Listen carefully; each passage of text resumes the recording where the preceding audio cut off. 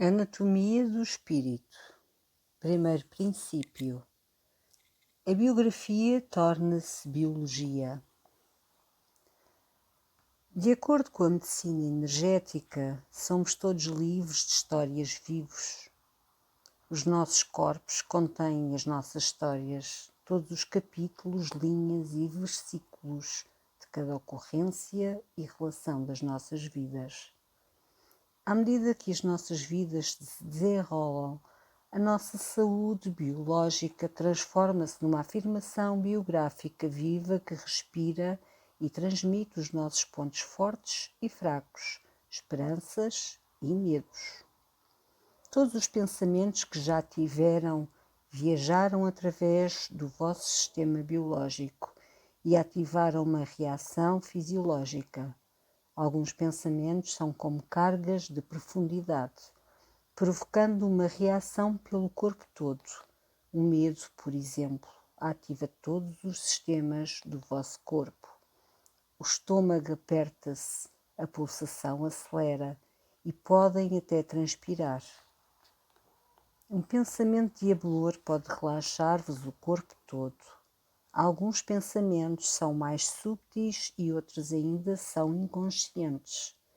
Muitos não têm importância e passam pelo corpo como o vento por uma rede, não exigindo nenhuma atenção consciente, e a sua influência na vossa saúde é mínima. Contudo, cada pensamento consciente e muitos dos inconscientes geram uma reação fisiológica.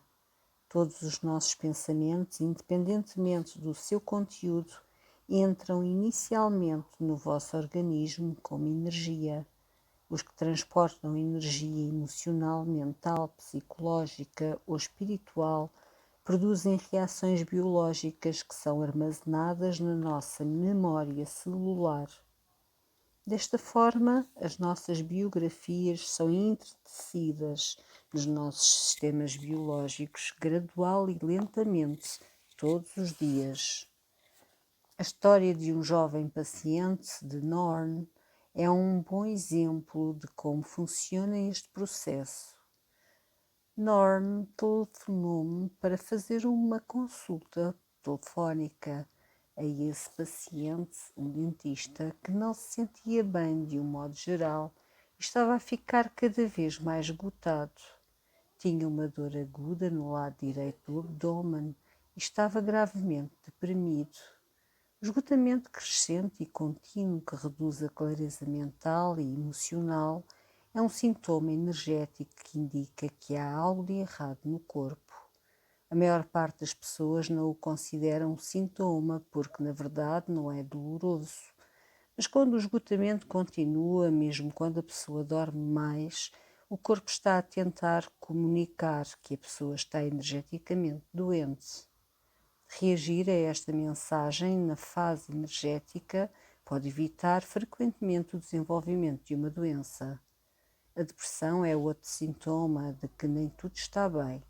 No mundo clínico, a depressão é geralmente considerada uma perturbação emocional e mental, mas a depressão prolongada precede muitas vezes o desenvolvimento de uma doença física. Em termos energéticos, a depressão é literalmente uma libertação de energia ou força vital, se quiserem, sem consciência. Se a energia fosse como o dinheiro, a depressão seria como abrir a carteira e anunciar: não me importa quem fica com o meu dinheiro, nem como o gasta. A depressão prolongada cria inevitavelmente o esgotamento crónico. Se não se importarem com quem gasta o vosso dinheiro, nem quanto gasta, acabarão inevitavelmente falidos. De igual modo, sem energia não conseguem sustentar a saúde. Quando Norm examinou o seu paciente dentista, teve a sensação de que o homem estava a desenvolver uma doença. Devido à dor abdominal do homem, Norm fez-lhe análise ao cancro do pâncreas, mas o resultado foi negativo. Por isso telefonou-me para uma consulta. Como é nosso hábito, deu-me apenas o nome e a idade do paciente e não disse nada sobre a dor ou sobre as suas próprias suspeitas. Na minha avaliação, via que o lado direito do corpo daquele paciente, em volta do pâncreas, estava a gerar energia tóxica. Disse a Norm que aquele homem estava sobrecarregado com uma enorme sensação de responsabilidade que se tinha tornado uma fonte constante de angústia para ele. Sentia intensamente que não conseguia viver como queria e dava tanta importância a esse sentimento que quase excluía qualquer outra emoção. É óbvio que todos nós temos sentimentos negativos, mas nem todo o negativismo produz uma doença física grave. Para criar doença, o negativismo tem de se tornar a emoção dominante, como aconteceu com este jovem dentista. Depois de ter partilhado esta avaliação com Norm, disse-lhe que o paciente tinha cancro de pâncreas. Norm admitiu que já tinha suspeitado dessa doença, mas que os exames tinham vindo todos limpos. Despediu-se e regressou ao seu paciente. Recomendou ao dentista que avaliasse até que ponto o trabalho da sua vida lhe era benéfica. Era mais do que provável, disse Norm, que tivesse de fazer algumas alterações para conseguir o que queria. O paciente admitiu que queria deixar a estomatologia, mas sentia que não podia dedicar-se a outra coisa devido ao impacto que essa decisão teria nos seus dependentes.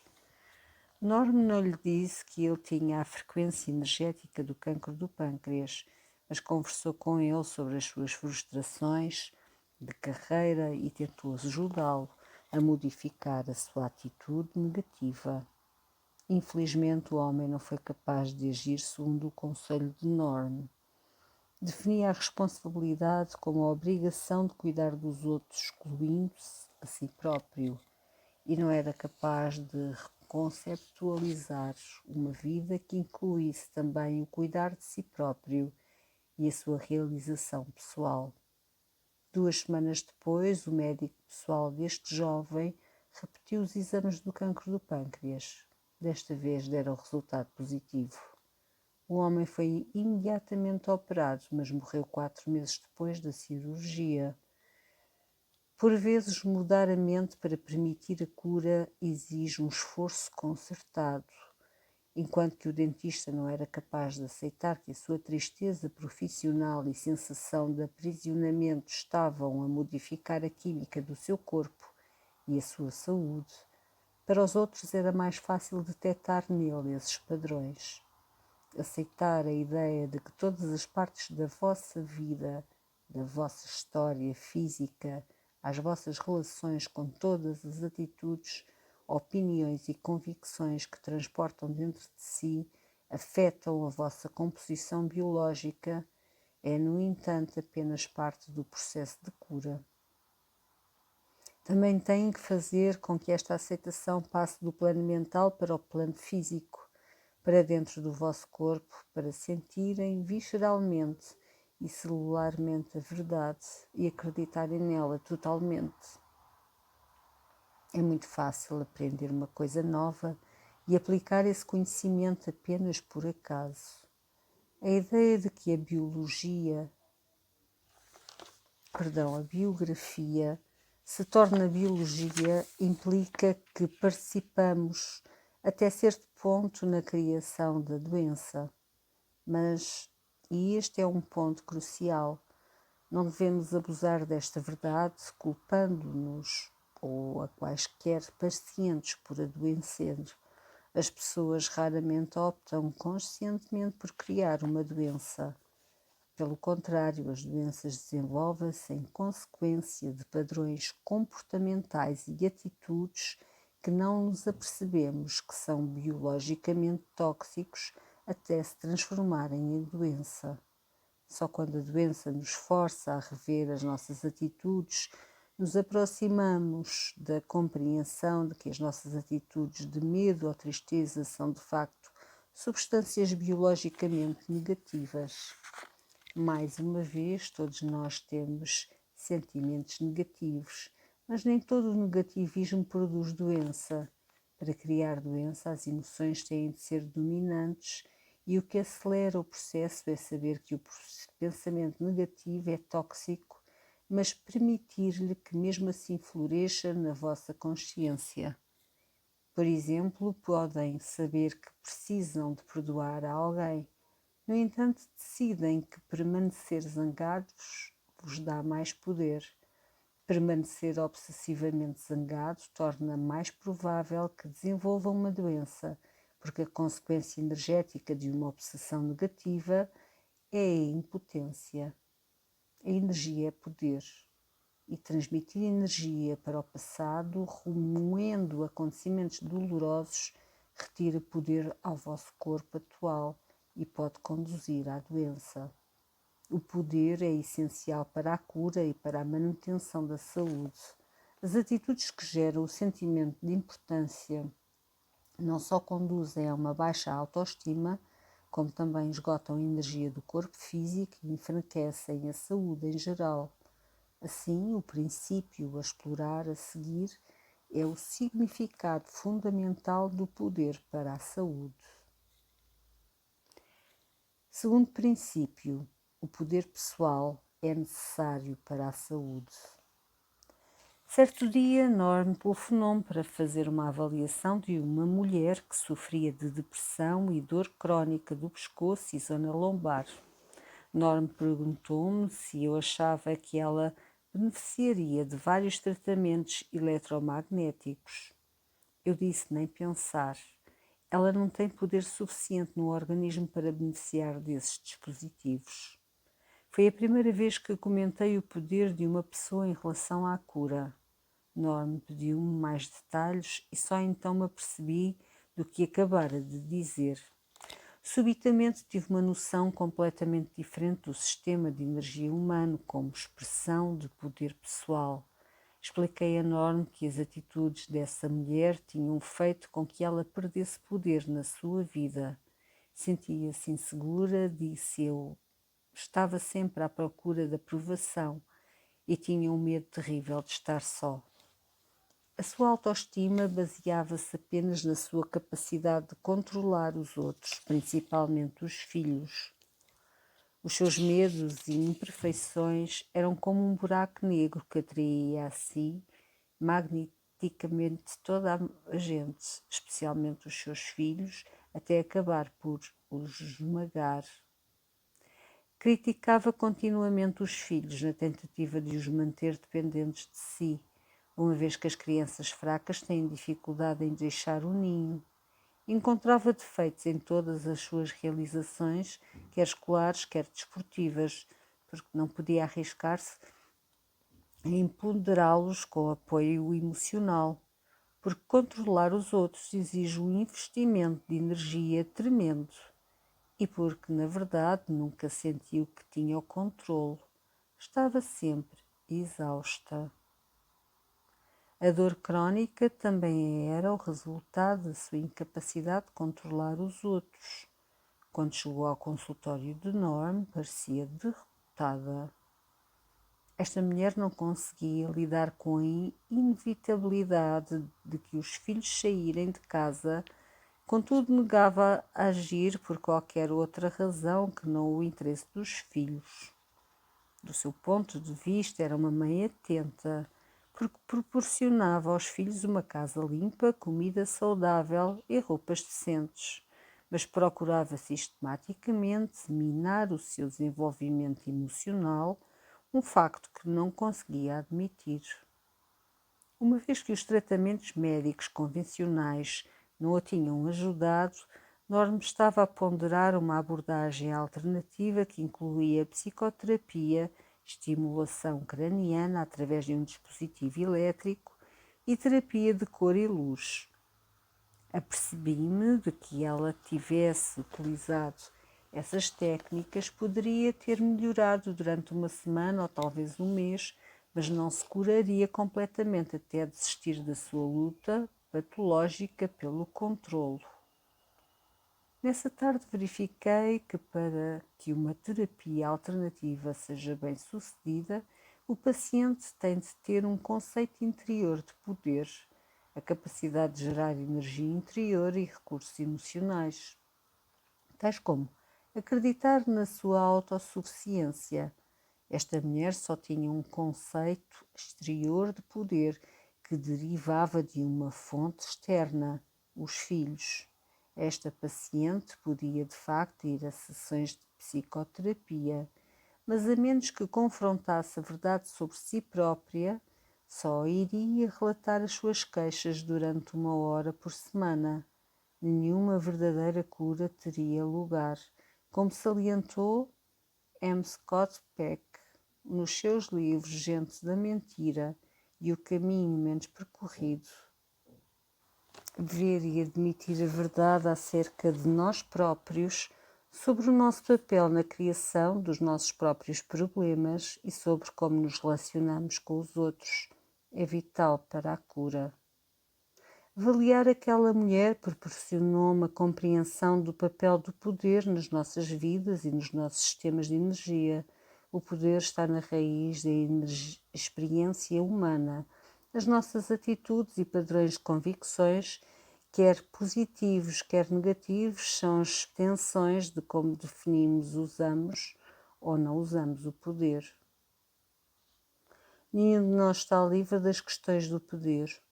Podemos estar a tentar lidar com sentimentos de insuficiência ou impotência, ou podemos estar a tentar manter o controle sobre pessoas ou situações que queremos que nos empoderam, ou podemos estar a tentar manter uma sensação de segurança, um sinónimo de poder, nas relações pessoais.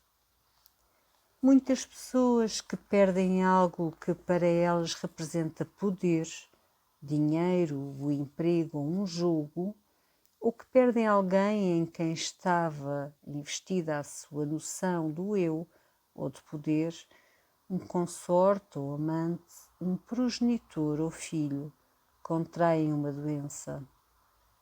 A nossa relação com o poder está na essência da nossa saúde. Consideremos o primeiro princípio, que a biografia se torna biologia, juntamente com este segundo princípio, que o poder pessoal é necessário para a saúde. O poder serve de medianeiro entre os nossos mundos interiores e exteriores. Ao fazê-lo, comunica numa linguagem de mito e símbolo. Considerem, por exemplo, o símbolo mais comum de poder, dinheiro. Quando uma pessoa interioriza o dinheiro como símbolo de poder, a sua aquisição e controle tornam-se simbólicos da saúde dessa pessoa. Quando adquire dinheiro, o seu sistema biológico recebe os sinais de que o seu corpo está a receber poder. A mente transmite a mensagem subconsciente: eu tenho dinheiro, portanto estou a salvo, estou segura. Tenho poder e está tudo bem. Esta mensagem positiva transmitida no sistema biológico gera saúde. Claro que ganhar muito dinheiro não garante a saúde, mas a pobreza, a impotência e a doença estão inegavelmente ligadas. Quando têm dificuldade em ganhar dinheiro ou perdem dinheiro de repente, o vosso sistema biológico pode enfraquecer. Recordo-me que um homem que em meados da década de 80 parecia ter o toque de Midas, a sua empresa tinha cada vez mais sucesso e tinha a energia de 10 pessoas. Trabalhava até tarde, convivia socialmente até de madrugada e comparecia no trabalho antes de toda a gente, sempre desperto, bem disposto e em cima das coisas. Depois, em outubro de 1987, a bolsa caiu e a empresa desmoronou-se com ela. No espaço de meses, a saúde dele deteriorou-se. Passou a ter enxaquecas, depois dores lombares e, por fim, uma perturbação intestinal relativamente grave. Deixou de conseguir tolerar o trabalho tardio e a agenda social e retirou-se de todas as atividades, exceto de manobrar a sobrevivência do seu império financeiro. Este homem estava alheiro a ter calibrado a sua saúde por ganhar dinheiro, mas quando adoeceu viu imediatamente a ligação. Apercebeu-se de que para si o dinheiro representava a liberdade e a capacidade de ter um estilo de vida com que sempre tinha sonhado. Quando perdeu a fortuna, perdeu o poder, e apenas uma questão de semanas a sua biologia também se desmoronou. Certamente que o stress de recuperar o negócio enfraqueceria qualquer um, mas este homem tinha sofrido exatamente o mesmo stress quando a empresa estava a crescer e esse tipo de stress tinha-o empoderado. Cada um de nós tem numerosos símbolos de poder e cada um desses símbolos tem a sua contrapartida biológica. O dentista com cancro do pâncreas tinha um símbolo do poder, o seu trabalho. Mas uma vez que tinha começado a desprezar esse trabalho, estava a perder poder todos os dias. O escoamento de poder criou uma reação biológica que continuou até ter criado uma doença terminal. As nossas vidas são estruturadas em redor de símbolos de poder: dinheiro, autoridade, título, beleza, segurança. As pessoas que preenchem a nossa vida e as escolhas que fazemos a cada momento são expressões e símbolos do nosso poder pessoal.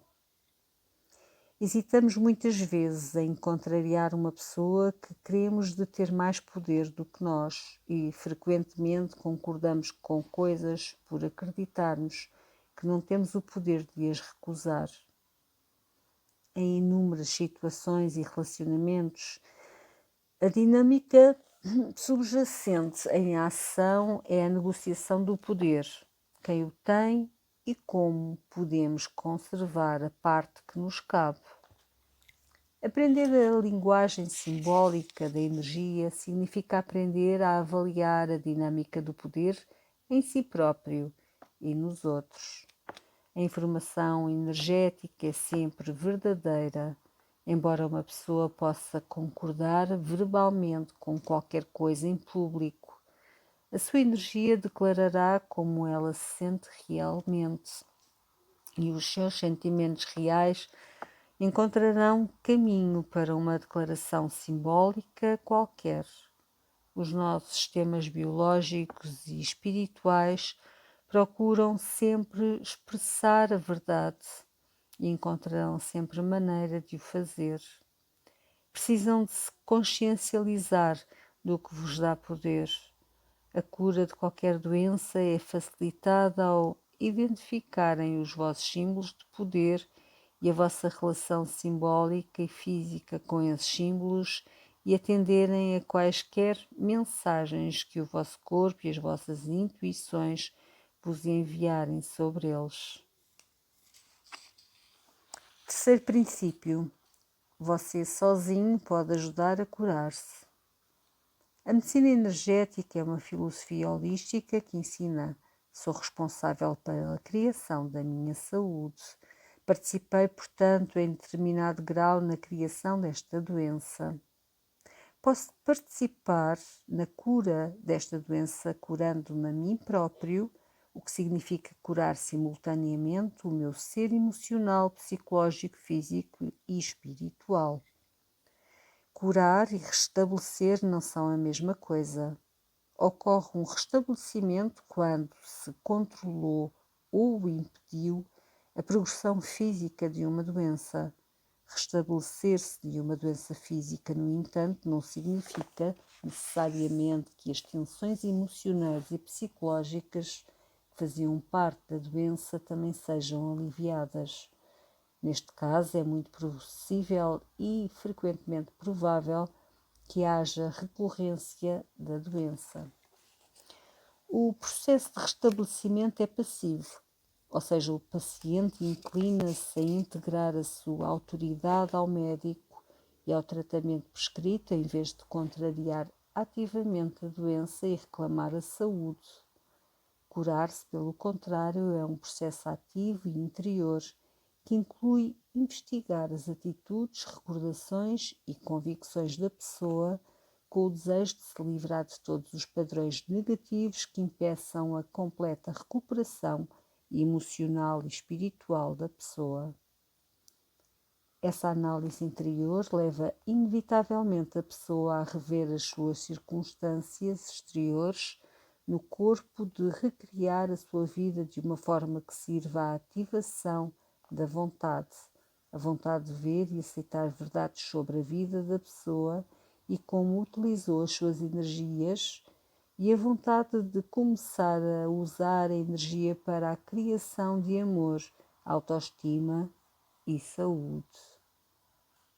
A linguagem da medicina convencional parece mais militar que a da medicina energética.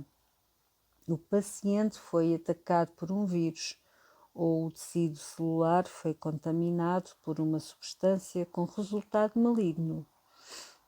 A filosofia médica convencional considera o paciente uma vítima inocente ou praticamente impotente que sofreu um ataque não provocado. No tratamento médico convencional, o paciente segue um programa receitado pelo médico, de maneira que a responsabilidade da cura reside no clínico. Durante esse tratamento, certamente que é notado se o paciente colabora com o seu técnico de saúde, mas a sua atitude não é considerada importante para o processo. Os medicamentos e a cirurgia destinam-se a fazer a maior parte do trabalho. Em contraste, nas terapias holísticas, é necessária a vontade de o paciente participar plenamente na sua própria cura para que tenha sucesso.